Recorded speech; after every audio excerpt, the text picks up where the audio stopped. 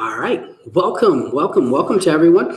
We'd like to thank you all for attending our Social Security 101 seminar. We're excited. We're partnering with Silvur because ELGA is committed to educating and empowering our members with helpful information. And so, before we begin, just a little bit of housekeeping, if you will.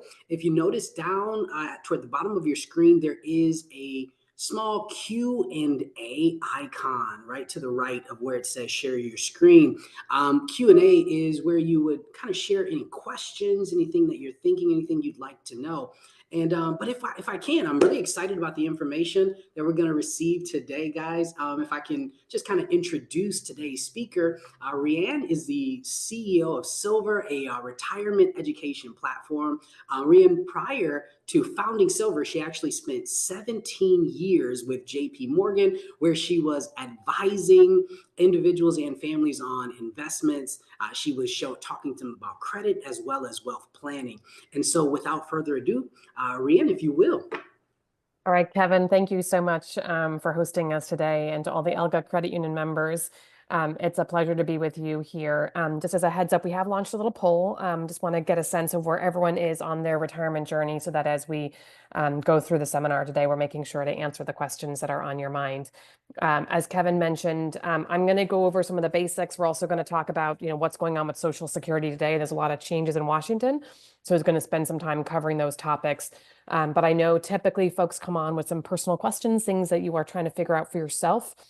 And I want to just assure you that we are going to save time to go through those questions, and feel free to put those into the chat. Your questions will be private, meaning that just our team will see them, and we just encourage you to use that. But again, what we're going to talk about today is Social Security, and really focus in on how we can help you prepare for retirement. Before I kick off, I want to just maybe put a little bit of context. So as Kevin mentioned, I'm the CEO of a company called Silvur. We work with credit unions to help them educate and advise their members on all their big retirement decisions. One of the things that's important today is we're going to cover a lot of content, and I just want to say, rest assured, you don't need to scramble to write all the details down. You will be able to log in after the session into elgacu.silvur.com, which is a site that we've worked with ELGA to create to give you access to all this content. So today we're going to be diving deep on Social Security. But for those of you that are on your retirement journey, you know that it's trying to figure out Social Security, figure out Medicare, figure out how much you can spend. All that information is in the platform. At the heart of what we do is we help members like you figure out how long your savings are going to last in retirement. So that's what we call a retirement score. But we also have retirement calculators so that you can estimate your Social Security benefits. You can figure out what your Medicare premiums are going to look like. In the experience, in addition to the calculators, we have a lot of education. These tend to be 3 to 5 minute lessons on all these topics that I'm sure we're going to kind of scratch the surface on today. But for those of you that again are deep in research, there's a lot of topics to learn more about. And so just want to let you know that there's a library in that experience of short education that is really easy to access. So what are we going to cover today? We're gonna hopefully, I think there's some of you that are like deep in the journey and others that are beginning. So it's going to cover the full gamut. We're going to talk about just the basics of Social Security, how it works. We're going to talk about how your marital status might impact your benefits. There's been a lot of changes to how teachers and public sector employees are impacted by Social Security. So we're going to talk about that today. One of the kind of realities in America today is a lot of folks don't have the luxury of just retiring cold turkey when they turn 62. And so many folks are electing Social Security, working part-time. And we're just going to talk about some of the kind of, I would say, old rules that were written in 1935 that unfortunately make some of those decisions a little more complicated than they need to be. We'll review how Social Security is taxed, and then we'll just kind of end with a few tips that the folks should be thinking about as they approach retirement. As part of that, we will talk about some of the changes that are being discussed in Washington, and I want to just give you a little bit of context on what we're hearing and how it might impact you. And so we'll be doing all of that, and then obviously saving time for Q&A. So let's kick off on kind of Social Security. So the first thing I would just say is kudos to all of you for joining today. For many of you on the phone today, it might be your largest retirement asset. It is certainly for most Americans one of their most valuable retirement assets in a post-pension world. I think what a lot of folks are still looking for is that security of having a guaranteed income stream. And again, that used to be a pension, but today, kind of the modern day version of that pension is Social Security. It's guaranteed lifetime income. So whether you live to 70 or 80 or 90 or 100, that income stream comes in every single month. I think one of the real beauties of Social Security is that it has inflation protection. And if I was talking to you about this 5 years ago, I think we might have gotten an eye roll. Inflation didn't feel like it was a thing. But I think we've all realized, whether it's the egg prices this year or the rampant inflation we experienced post-COVID, that inflation can be a real challenge, particularly if you're retired. I think many folks over the last 5 years have come to the realization that if they are one of the lucky few that has a pension, that many of those pensions actually don't have inflation protection. And so I think just Social Security is something to think about as we talk about it, is that your benefit actually has this inflation protection. It can get updated every single year. So every October, Social Security announces what the inflation increase will be. This past year, it was a 2.5% increase. 3 or 4 years ago, when inflation was rampant, there was an 8.7% increase. So these are real numbers. We're going to talk about spousal benefits, but I would just say that Social Security is not only important to you, but if you have family, we're going to talk a bit about spousal benefits, survivor benefits, and so Social Security is constructed to not only be a retirement pool of capital for yourself, but also for your family. So the average Social Security benefit in America is about $2,000 a month. That means that it adds up to about $500,000 over the course of retirement.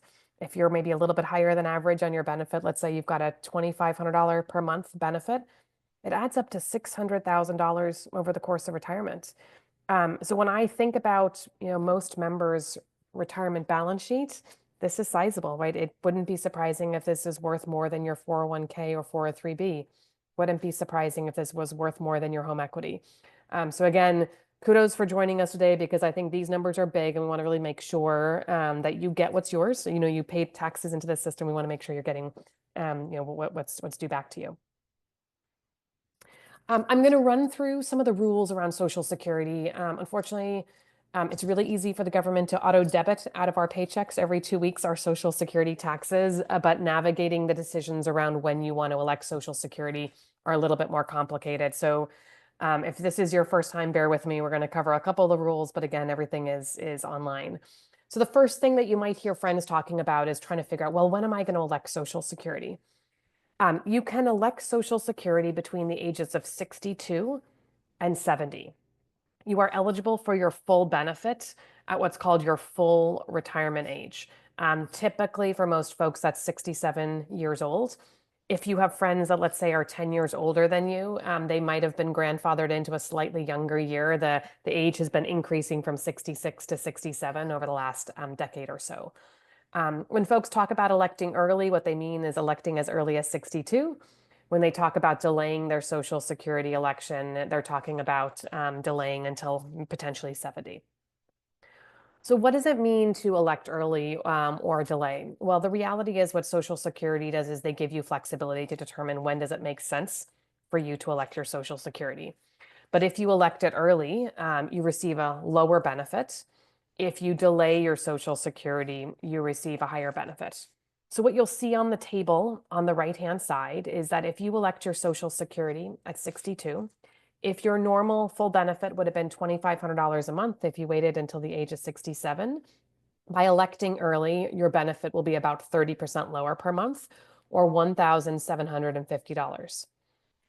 If you choose to delay electing Social Security, your benefit grows. And so in that case, your benefit can grow by 8% per year, and it can be as high in this particular example as $3,100 per month. So again, the way to think about it is, there is no one right answer. It may depend on your fact pattern, but you can elect as early as 62. You get a lower benefit by electing earlier. You can defer as late as 70 and receive a higher benefit. We're going to talk a little bit about spousal benefits in a second, but what I would just say is that as you think about your election, whether it's for yourself, your own benefits or spousal benefits, that if you elect early, that does impact your spousal benefits. It also, for folks that are married, if your partner elects early and then you become eligible for a survivor benefit, that you will receive a lower benefit if they have elected early. So that's one of the things I would just maybe flag for everyone as we kind of go through this is, each of you on this phone individually is making an election, but there may be fact patterns where your spouse is impacted by the decisions you make. And so really important to have a joint household decision. It could be one of you has longevity on your side and one of you doesn't. And you have to really think about, okay, well, how do I make sure I protect the person that's expected to live the longest? One of the things that's super frustrating about Social Security is there's a set of rules, which I just went through, which is when can you elect, and then Social Security gives you all these exceptions. So a few exceptions just to be mindful of. The first is for folks that are survivors. You can elect Social Security as early as 60. If you're a survivor with minor children, you have additional access to Social Security early. I'm not going to spend a lot of time on disability benefits today, but the election for disability benefits really depends on the date of disability. And so again, we're going to focus mostly on retirement benefits, but wanted just to walk through some of those exceptions. All right, so let's talk about electing Social Security, and then we're going to go through different benefit types based on marital status. So the first thing is to think about, for folks that are on the phone, if you're single, you are eligible for Social Security if you've generated what are called 40 credits. Basically means that you've worked for 10 years. Doesn't mean that you have to work 10 years straight. You could work 5 years, take 5 years off, come back and work 5 years again. It could be that you work part-time for 5 years and you work part-time for another 5 years. So it's all about what that aggregate looks like. Your benefit then is calculated based on your highest 35 years of earnings. This is important because let's say you started working at the age of 20, and let's say you love to work and you work until you're 65. That means that you have 45 years worth of earnings history. When Social Security calculates your benefit, what they do is they look at your earnings history and they pick the 35 highest years that you were paying taxes into the system, and they calculate your benefit there. What that also means is that if you take time out of the workforce, let's say you start working at 20, you work for 10 years until you're 30, maybe you take 20 years off and then you go back into the workforce. Let's say overall in your career, you spend 20 years in the workforce contributing to Social Security. What that means is that when Social Security calculates your benefit, they will have 20 years worth of earnings history, and then there'll be 15 years of zeros that they will put into the calculation because you weren't working. So again, all of this is going to be based on kind of your working history. So again, for individuals who are single, the starting point is your benefits are really based on your earnings history. For folks that are married, what Social Security does when you apply is they do two calculations. They calculate your personal benefit, the benefit you might have from your work, and then they calculate a second benefit, which is your spousal benefit. And the spousal benefit, again, is this calculation where they pay you either the highest of your earnings or they pay you 50% of your spouse's benefit. So let's say that you're someone who, mostly worked part-time, didn't have a high income, didn't work a lot of years. Maybe your Social Security benefit is $1,000 a month. But let's say, for example, you have a higher earning spouse whose benefit is actually $4,000 a month. So when Social Security does that calculation, they'll say, well, look, your benefit on your own is $1,000 a month, but your spousal benefit is half of your spouse's $4,000 benefit. So it's $2,000 a month. So what they're going to pay you is they're going to pay you $2,000 a month because that benefit is greater than your benefit. We'll talk a little bit about how long you need to be married in a few minutes to qualify for that benefit. But again, I think the other thing to think about here is it's not both benefits, it's the higher of. So it's either 50% of the spouse benefit or your benefit. For folks who are divorced or considering getting divorced, I would also just flag that there are what are called ex-spousal benefits. Social Security does the exact same calculation as when you're married. They calculate your benefit, they see what your benefit is, but you are also then eligible for 50% of your ex-spouse's benefit, as long as you were married for 10 years and you have not remarried. Again, it is not additive, meaning you don't get your benefit plus the ex-spousal benefit. It's the higher of the two. The second thing for you to be aware of is that this is not taking money away from your ex-spouse. This is money the government is paying as an ex-spousal benefit. So they will continue to get their full benefit, and you are eligible for up to 50% of their benefit. One thing I would just flag for folks who perhaps are in the process of getting divorced is sometimes divorce attorneys will say something like, don't worry, you get Social Security benefits based on your spouse. And they don't go into the details to explain that one party receives twice the amount as the other party. So for folks that are trying to negotiate kind of an equitable divorce, just keep in mind that if you are not the primary earner, that your Social Security benefit may be lower than the primary earner. And so you really do need to actually go into the details to understand what that benefit will look like as you kind of negotiate the financial details. Second thing I would just flag is hoping, that if you are divorced and you're in a relationship and thinking about getting married, that, really just have to also think through kind of the financial aspects, because you are not eligible for that ex-spousal benefit once you remarry. And so once you remarry, you're eligible now for a spousal benefit rather than ex-spousal. So just to kind of be aware of some of that math as you're kind of thinking about your life plans. Let's talk about surviving spouses. I think one of the greatest benefits of Social Security is that it does provide, in many ways, it's almost like life insurance for your family members after you pass. But again, it's paid as a monthly benefit. If you are the surviving spouse, again, what Social Security does is they calculate your benefit. And this time, instead of giving you your benefit or 50% of your spouse's benefit, the survivor benefit is actually higher. It's 100% of what your spouse's benefit was. Again, not additive. So in a household of two people, before one spouse passes, you're probably receiving two Social Security benefits. When your spouse dies, you actually will see most likely a reduction in income because you'll only be receiving one Social Security benefit. But again, if you were receiving a spousal benefit before, it will increase to be 100% of the spouse's benefit. Let's talk a little bit about non-marital legal relationships. Social Security does recognize some non-marital legal relationships, things like civil unions, domestic partnerships.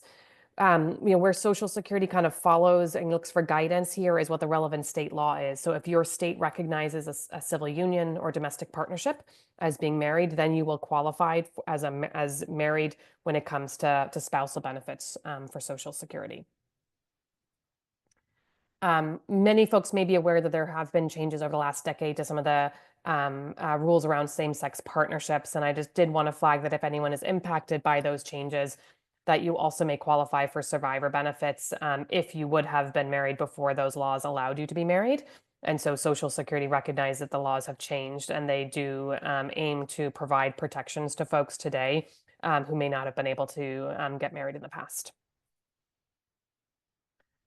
So let's talk a little bit about eligibility, because you can't just get married, go to Vegas, get married, and come back and start receiving Social Security benefits. Social Security obviously wants to make sure that these are real relationships. And so they have a couple of requirements when they look at paying out the benefits. So the first thing is to be eligible for a spousal benefit, you need to be married for a year. To be eligible for ex-spousal benefits, you need to be married for 10 years. So if you were married for 5 years and then get divorced, that is not long enough to receive ex-spousal benefits. I definitely have had folks ask me, like, what is the actual date that's used? And that is really the date that the courts establish that the divorce is final. And so that is the date that's actually used to calculate that kind of 10-year mark. For survivor benefits, you need to have been married for 9 months. So a couple of these details just to be aware of so that you actually know kind of when you actually qualify for these benefits. I often hear people ask me, what if I want to elect my benefit and then I'm going to wait and I'm going to elect my spousal benefit later? And I would just tell you that, 10 years ago, folks used to be able to do that. There was this little trick that was called file and suspend, which is you would file for one benefit and suspend the other benefit. And the idea was kind of this, like, how do I grow that one benefit so that I don't take it until I'm 70? So again, you might have friends who are probably 10 years older that say, look, I did this file and suspend. I was able to take my spousal benefit and then grow my own personal work benefit. That was a loophole that Social Security closed. So when you elect Social Security, you're electing all your benefits. They do one mass calculation and they figure out what you get. The one exception is survivor benefits. So you can elect either your benefit or your survivor benefit individually and then switch to the other benefit later on. So as an example, you might decide to elect your survivor benefit at 60 and then switch to your own benefit at 70. So that is the one election that you can decouple, but everything else, your benefit, your spousal benefit, your ex-spousal benefit, you are electing all of those at once. And so you have to know that there isn't this like I can kind of decouple these elections. I talked in the very beginning about maximizing benefits, and I'm going to talk about it just from a construct of maximizing monthly benefits. The idea of how do I maximize my lifetime benefits is really based on how long you're going to live, right? So if you think you're going to live until 100, delaying Social Security can make a lot of sense because you can get a higher benefit for longer. But if you think you're only going to live till 70, it doesn't make sense to elect Social Security at 70. You should elect it to 62 and start collecting some of those benefits. But when folks think about maximizing benefits, the first thing they think about is maximizing the monthly or the annual benefit. Your retirement benefit I mentioned earlier, you maximize that benefit at age 70. There is not a deferral benefit, however, for spousal or ex-spousal benefits. So the maximum benefit you receive as a spouse or an ex-spouse is at age 67. So when you're doing that calculation, what you have to really figure out is, does it make sense to wait until 70 because your personal benefit will be higher? Or if you are going to be electing a spousal benefit, it doesn't make sense to defer past 67. All right, so that's a lot of details. Again, after the webinar, feel free to log on to elgacu.silvur.com and kind of all this information is going to be there, both the tables, but also some of the education. But hopefully that gives you kind of a sense again of how your marital status impacts Social Security and some of the kind of key dates to be thinking about.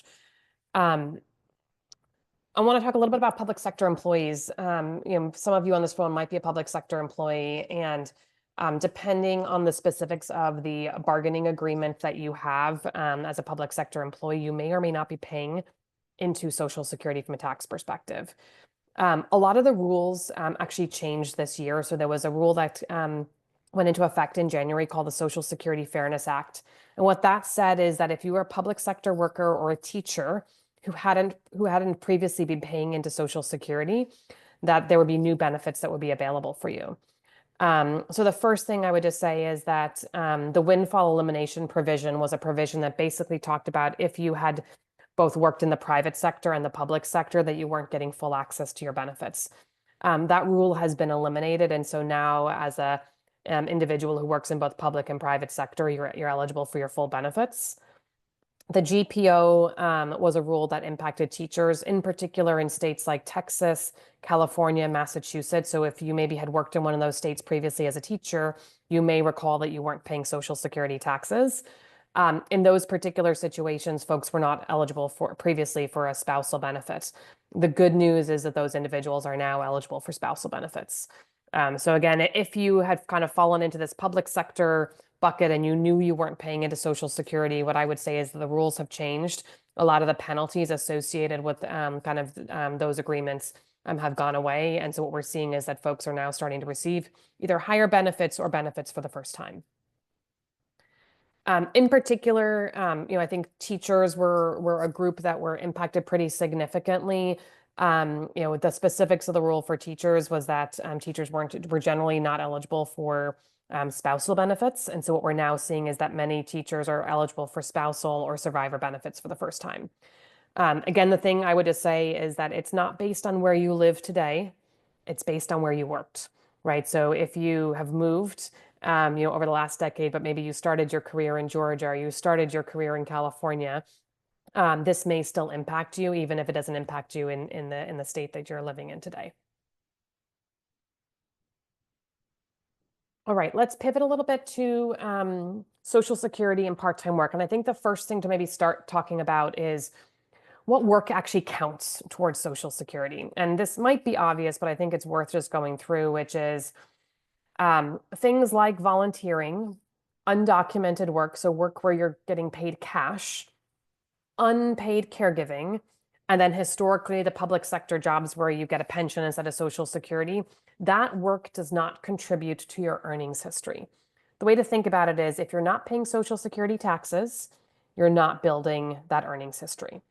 And I would just say that for family members, I think we're in this world now where a lot of folks are freelancing and they're building their own businesses. It is a lot as a freelancer to pay another 12.5% in Social Security taxes, which is what you need to do as a freelancer to build your earnings history. But if you don't do that, then you won't be eligible for Social Security later on in life.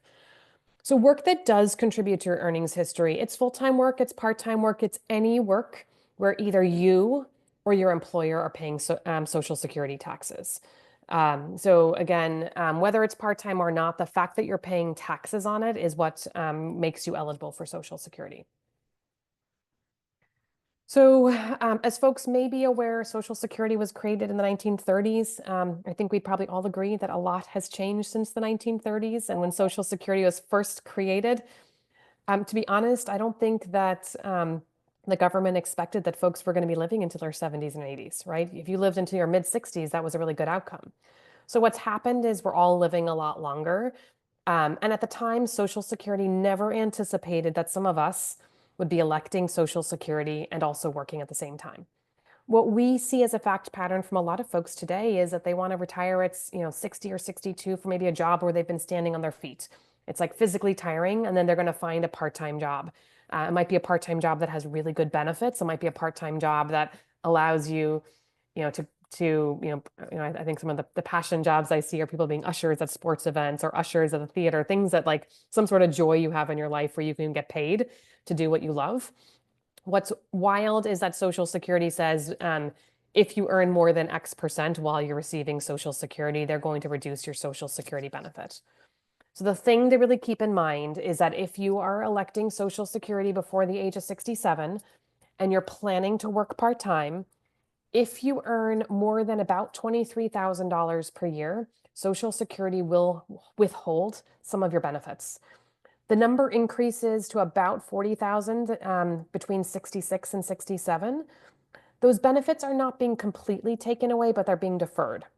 So really important if you're trying to do this, like, kind of retire early, but have some part-time income, that you've thought about what your part-time income is going to look like and whether you hit that threshold. Because if you hit the threshold, what you're going to start to see is you're going to have to work a lot more hours to recover the Social Security benefit that you thought you were due.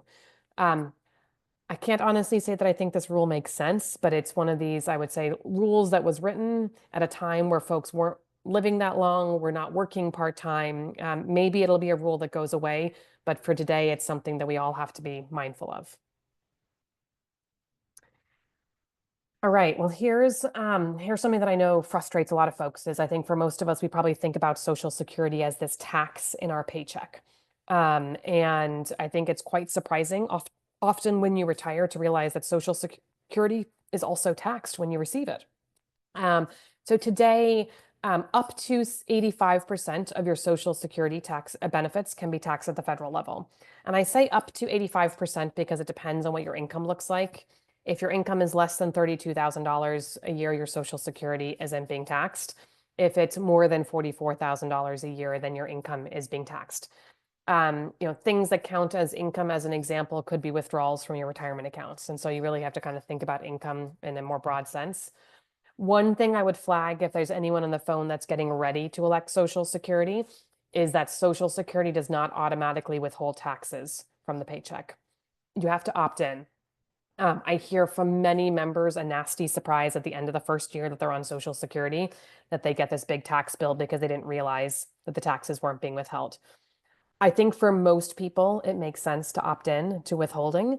I think a few folks might want to do what's called quarterly tax reporting. I don't know about you, like tax reporting once a year is plenty for me. I don't feel like I want to do it 4 times a year. But again, if you have a business, it might make sense to be doing a quarterly. There are fact patterns where it can make sense, but I think for most people, I would say opt in to withholding and just kind of make things a little bit simpler for yourself.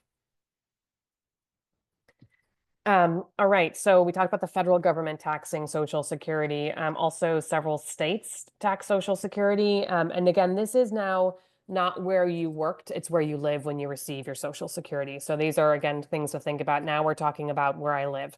So about 9 states tax Social Security benefits.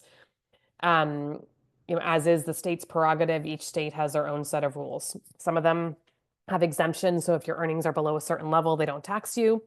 Others give you tax credits, and then states like Minnesota tax every single dollar. So if you are thinking about moving, just make sure that you kind of take a quick look to understand whether or not Social Security will be taxed in the state that you're thinking about moving to. So I'm going to just talk a bit about the cost of living adjustments and what's happening in Washington, but I want to just flag I've been talking for about 30 minutes, so thank you to everyone for being patient with me. When we get through this next section, I am going to take live Q&A. So again, just put your questions into the Q&A. We'll make sure to be here to answer your questions. So the first thing I just wanted to flag, and I referenced this a little bit earlier, is that one of the real beauties of Social Security is that there is this annual cost of living adjustment. That means that every year in October, Social Security announces what the inflation adjustment is going to be for the following year. That means in January of the following year, you get a little increase in your paycheck. They cannot reduce the check. So if we're in a what's called disinflation environment where inflation's going down, your retirement check from Social Security is actually just flat, so there's no change. But if inflation is increasing, they pass along the increase to your monthly benefit. So last year, the increase was 2.5%. The prior year, it was 3.2%. And then again, in 2022, it was about 8.7%. And so these numbers are calculated every single year based on general inflation. I would say that historically, if you want to kind of think about averages, is what we've seen as an average 2 to 3% increase per year. Now, I think we all know that's not free money because at the same time, Medicare increases their premiums every year, right? And we know that food costs are going up. So I think the point here is just help you maintain your purchasing power. It's not that there's this kind of free lunch that Social Security is giving any of us. The last thing I want to just chat about before we go to Q&A is what's happening in Washington. And I want to preface all of this as saying, as I go through kind of what may happen, I'm not intending to be political at all. I'm going to really try to just be factual. I know for many folks on the call, this feels fairly emotional, which is you've worked really hard to get to where you are. And it feels like Washington is always like changing the rules. And I think that's like a common feeling, which is no matter what party is in office, it does feel like retirement rules change. So you kind of figure things out, you've got your plan, and then all of a sudden there's a new set of rules. So where we are today is that many folks on this call may be aware that the Social Security Trust Fund will not have enough money to fully pay out benefits starting in 2035. So in 10 years' time, there will basically be more money coming out to pay retirees than there is money coming in from payroll taxes. So both the Democrats and the Republicans know that something has to change to make Social Security solvent. The first thing I would say is I do not expect that Social Security is going away. This is a bedrock of like retirement security in America. Like we need Social Security to be solvent. Most of us on this phone are going to be highly dependent on Social Security to fund our cost of living in retirement. In order to solve the solvency of Social Security, there have typically been two different approaches by the parties, and this is just kind of factual, like where we land, time will tell. But historically, what the Democrats have recommended is that they increase the taxes on higher income earners so that there's more money coming into Social Security. The example here is that today, if you're earning more than $170,000 in income per year, that income above $170,000 is actually not subject to Social Security payroll tax. So if you're in that position, what you might notice on your paycheck is that all of your income is being subject to Medicare tax, but only the first $170,000 is subject to the Social Security tax. So what the Democrats have historically said is, well, let's just increase the amount of income that's subject to Social Security taxes so that higher income earners are contributing, on more of their income. And that's kind of historically been the Democratic proposal. The Republicans on the other side have said, well, look, we actually need to adjust benefits. The other way to solve this is to pay out less. And so historically, the Republicans have said, well, look, we can pay out less by changing what full retirement date is. So it used to be the full retirement age was 65, then it became 66, and then it became 67. So the Republican playbook historically has been, well, let's just change the election age. And so it basically means that if you elect Social Security earlier, you're getting paid less. Um, right now we're in an interesting position because I think everyone knows that we have one party that's in the White House and both the House and the Senate. So I think that there's a high probability that we will see changes recommended over the next 18 months before we get to the midterm elections. Now, I think we also know that the Republicans were quite vocal during the election saying they weren't going to change Social Security benefits. However, if I was a betting woman, what I would anticipate will happen is there has been a lot of conversation in Washington about maybe eliminating the taxation of Social Security. It seems a little bit strange to be saying that when you know that Social Security isn't fully solvent. But when you think about it, taxes go into a different bucket, which is the Treasury, than the Social Security trust fund. So I wouldn't be surprised if the Republican Party comes out and says, well, look, we are going to change full retirement age. We're going to increase it to 68 or 69 or 70. But we're also going to eliminate the taxation of Social Security so that for the average individual, it ends up being a bit of a wash. And so they might announce those two things together. What I would say is that for those of you on the phone who haven't elected Social Security, historically, there is not a way to game the system. Historically, what happens when these changes are made is that everyone who's, let's say, over the age of 60 is grandfathered into the old rules. So let's say you're receiving a Social Security check right now, or you have a family member. I would not expect those family member benefits to be reduced. They also typically set the age at like 60 rather than 65 for grandfathering so that people don't rush in to try to elect Social Security early. So again, in the past, there has been no way to game the system. There's always a chance that something is different this year, but I would say that we're very much in like a wait and see mode. I don't think that being worried about Social Security benefits being reduced in the future is a reason to elect Social Security early today. Again, I would expect if the past kind of predicts the future that we will be told that everyone over the age of 60 is grandfathered into the old rules, and folks that are younger than 60 will have a new set of rules. And again, whether it's 60 or 55, I don't know, but they'll basically kind of say that there is no way to game the system. And I would say that for those of you that are thinking about this, that would be kind of my base case scenario, which is depending on where your age is. You know, if you're in your early 50s, I think like myself, I'm in my late 40s. I'm expecting that my Social Security benefits will be a bit lower than what they're predicted to be today. I think if you're in your mid 60s and above, and even if you're electing Social Security, it would be really shocking to see those benefits being changed because folks at that age don't have the ability to go back and work. So that may not be, unfortunately, like a lot of clarity as far as exactly what's going to happen, but hopefully just gives you a sense of kind of the different parties' approaches to how we create solvency. Hopefully gives you a little bit of clarity on that there's not, I don't personally believe that there's a reason to rush out and make an early election. I do think that you'll have the full fact pattern in front of you to be able to decide. And that typically, again, folks who've already elected and folks that are close to election typically are grandfathered into the old rules. And it's typically folks that are younger that are subject to the new rules.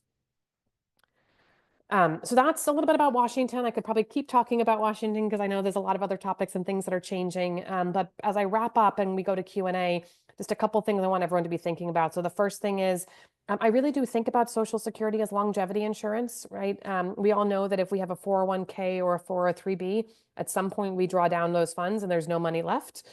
With Social Security, it's always going to be there for you, whether you live to 80, 90, or 100. The second thing to think about is understanding when you can elect Social Security between the age of 62 and 70. The elections before age 67, they're actually reduced by 6% a year and not by 8%. So we'll update that before we send the deck out. And then elections after age 67 are increased by 8% per year. And then finally, for those of you that are married or maybe divorced, just understand that the election choices you make may impact your spouse. And so while you get to make your election individually, I do encourage folks that are in a household of more than one to really think about what the impact of their election is on their family members. So Kevin, that's a very quick tour of lots of things about Social Security. What I wanted to really do is make sure we're taking time now to answer folks' questions. Awesome information. Looks like one question that we got in so far is the Social Security income considered income? And they clarify by saying, meaning if I make 40,000 from Social Security, is that part of my annual income along with any IRA distributions? Yes. So it's a really good question.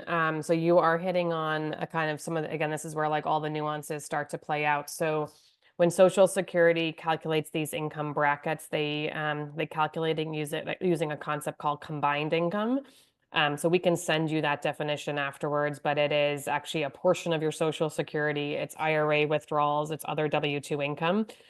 So it is like a new income calculation that you may not have actually made historically.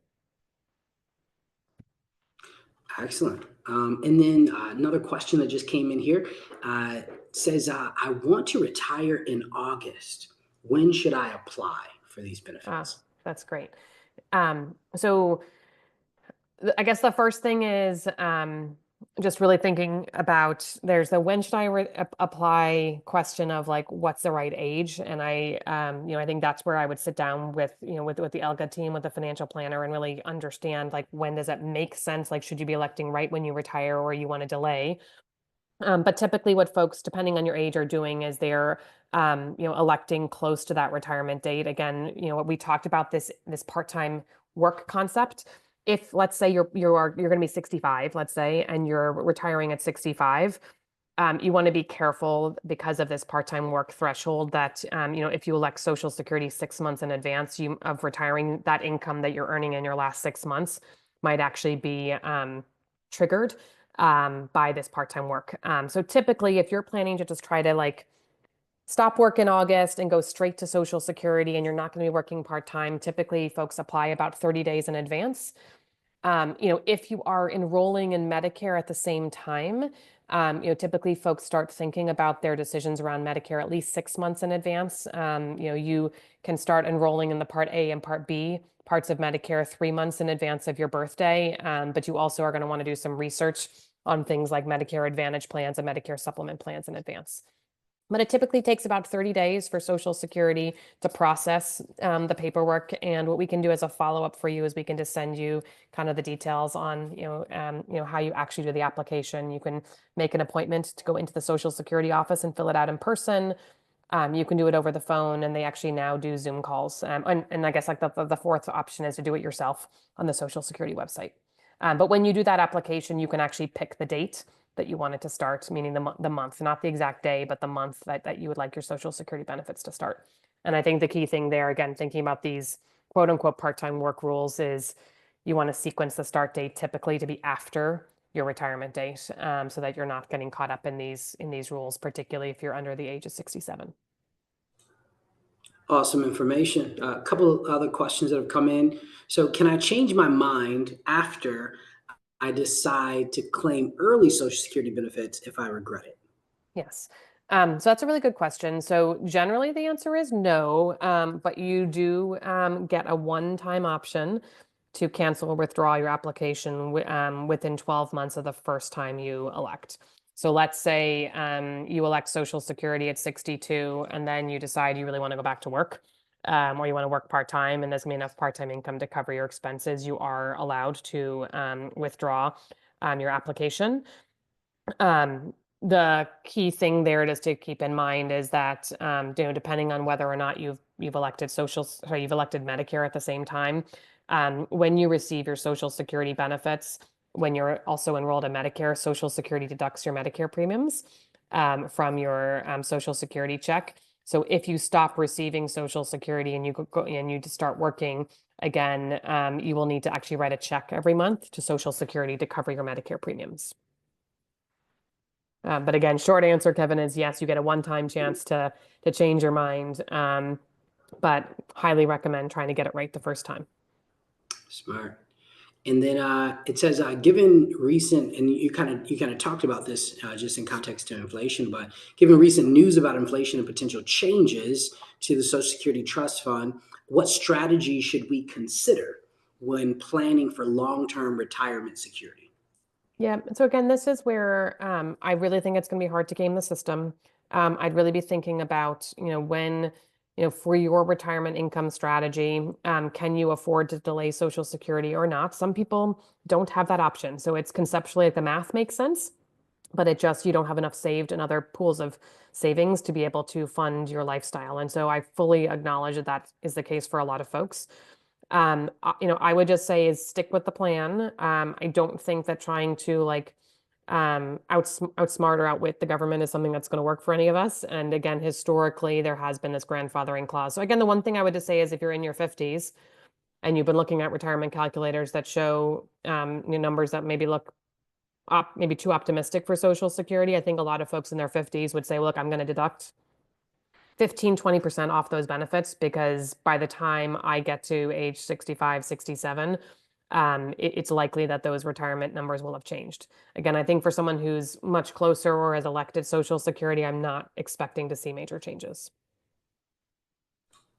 Got it. Good.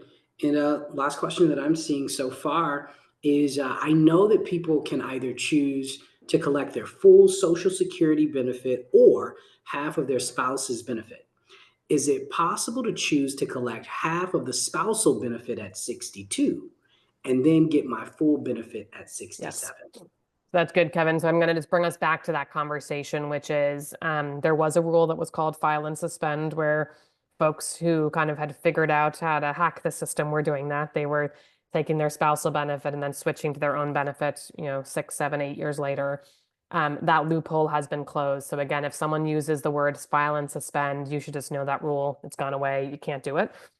Again, the only exception is survivor benefits. You are able to decouple your own election from survivor benefits. So you could elect your benefit first and then switch to survivor, or elect your survivor benefit first and then switch to your own benefit. So that is the one exception. But for everyone else, that was a loophole that frankly got written about a lot in the newspaper, and Social Security realized that was probably a loophole that needed to be closed. Okay. And then we did get another question that just came in. It says, does the Roth IRA impact your total income in retirement? It should not. I want to triple check it for you. But if you think about a Roth IRA, when you withdraw the money, it is not a taxable event, right? You put post-tax money into a Roth, meaning you've already paid your taxes and you're putting that money in the Roth and it grows tax-free. So it should not count as part of your quote unquote combined income for the Social Security calculation. Again, when we do the follow-up, we will send you a link to the description of combined income so you can see everything that's in it. But a 401k or a 403b or a TSP, all of those types of retirement saving accounts are taxed when you take money out and therefore get tripped by this combined income calculation. And another question here, how can we calculate the reduction to the spousal benefit? It says, wait a second, if I retire before, looks like we didn't get that full question here. Okay. Sorry about That's that. okay. Well, I can look. I mean, I can answer it without having the full question, which is Okay. After the webinar, and it may not be today, but maybe over the weekend. Take a few minutes to create a profile at elgacu.silvur.com, and that is our platform that has all the education that we've gone through today. It also has tools and calculators. We calculate spousal benefits in those calculators. And I think actually this is really important because when you log on to socialsecurity.gov, which I would encourage everyone to do to get your statement to see what your number looks like, it unfortunately does not tell you what your spousal benefit is. It does not tell you what your ex-spousal benefit is, and it does not tell you what your survivor benefit is. It only calculates your own benefit. So as an example, my mom did not work outside the home. So we knew she was eligible for a spousal benefit, but when she logged on to Social Security, it said that she had zero benefit. And so it's really important to actually, if you are impacted by those other calculations, to go to a place where you can get a more holistic calculator. So on our site, we're going to ask you a couple of questions to understand, are you eligible? Is your spouse eligible? To really kind of run those calculations for you. And then we'll calculate the full benefit so that we can see whether, again, you're receiving your own benefit or a spousal benefit. We'll also in that calculator, you can add that benefit then to your bigger picture so you can see how long your savings will last and you can start to think about, does it make sense to elect a 62 or 65 or 67? You can kind of start to run that analysis. Again, you might elect at a different time from your spouse. And so that's also part of kind of that calculator that you can engage with. So looks like another question that came in here says, is there a step down amount of income that you should plan during early years of retirement? So that's a really interesting question. So, I think for a lot of folks, really trying to figure out your retirement budget is a bit unknown, right? Because you kind of know what your spending is maybe during your working life. There's definitely going to be parts of early retirement which will feel cheaper. Oftentimes, folks say to me, "Well, I'm not driving as much to work, right? So my gas bill is lower." Or I'm not maybe eating lunch out at the office as much. I'm cooking more at home. What we typically see, however, is that folks' healthcare costs go up. Many folks are very surprised when they realize that Medicare is not free. So you may every October drive around and see these billboards that say, zero premium plans, but the reality is a zero premium plan does not mean costs. So a lot of folks find when they enter retirement that while some of their costs are going down, in particular, their healthcare costs are going up. We also find that particularly in the first decade of retirement, hopefully you're getting a little bit of opportunity to like enjoy life. And so there might be more of a discretionary spend. And so I think that that's really, by sitting down with a financial planner at the credit union, what they would be able to do is like help you really understand like how do you transform what you're spending today into what your retirement spending is going to look like. And then like what is your budget for fun? And again, the budget for fun, what I see a lot of folks doing is hacking that. That's where I've met many retirees that love baseball and they become ushers at spring training in Arizona and other places. I've met folks who, really like to go to the theater or listen to music, and they'll work at those institutions part time, and so they're able to almost fund some of their fun time, but actually get paid for it. And so I think that's where sitting down with a financial planner will help you kind of do that transformation. Definitely as you get later in life, I think folks will say that there's many phases of spending in retirement. There's that first phase actually where for a lot of folks spending goes up because they're getting to enjoy life a little bit. And then it kind of settles down where maybe they're not traveling as much. And then it tends to go back up again later in life when healthcare costs really start to become more expensive. And so I do think about it as a kind of a multi-phase approach to what spending looks like. Excellent. And another question here, does the spousal benefit end after a certain period of time? Yeah. Spousal benefit, as long as you remain married, you receive your spousal benefit. At some point it converts potentially to a survivor benefit. So if you outlive your spouse, then instead of receiving the spousal benefit, you receive the survivor benefit. And as a reminder, again, that benefit is the full benefit that your spouse was receiving, whereas your spousal benefit is half of what that benefit was.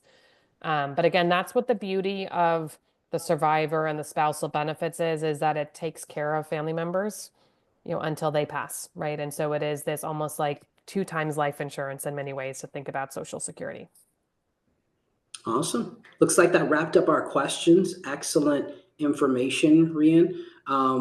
As we conclude our webinar today, everyone, of Social Security 101, first, we just like to thank Rhian and the team from Silvur for partnering with ELGA Credit Union so that they could provide such excellent information to our members. I don't know about you guys out there that have been listening, but I learned a load, and I'm definitely going to be going over to elgacu.silvur.com. And so I just want to remind all of you, make sure that you go over there, visit elgacu.silvur.com, receive your free retirement score, and make sure that you can get as prepared as you possibly can. For some of the questions that came in, if there was anything that needed some feedback or follow-up, we'll definitely try to make sure that gets in the hands of the right people so that we can get to you guys if there was something that we missed here. Rhian, I'm going to just kind of throw it over to you for any final comments or statements. No, I think I just wanted to say thank you for joining us today. And again, kudos to everyone for taking the time to get informed. I fully recognize that retirement is complicated. I helped my own parents figure out Social Security and Medicare and felt like it was way too complicated, which is why, we now have this company that partners with credit unions. We know that you've paid a lot of taxes into the system. Want to make sure that you feel confident getting it back out, getting what you need. And so we're thrilled to be partnering with ELGA to share this information with you. Awesome. Thank you, guys.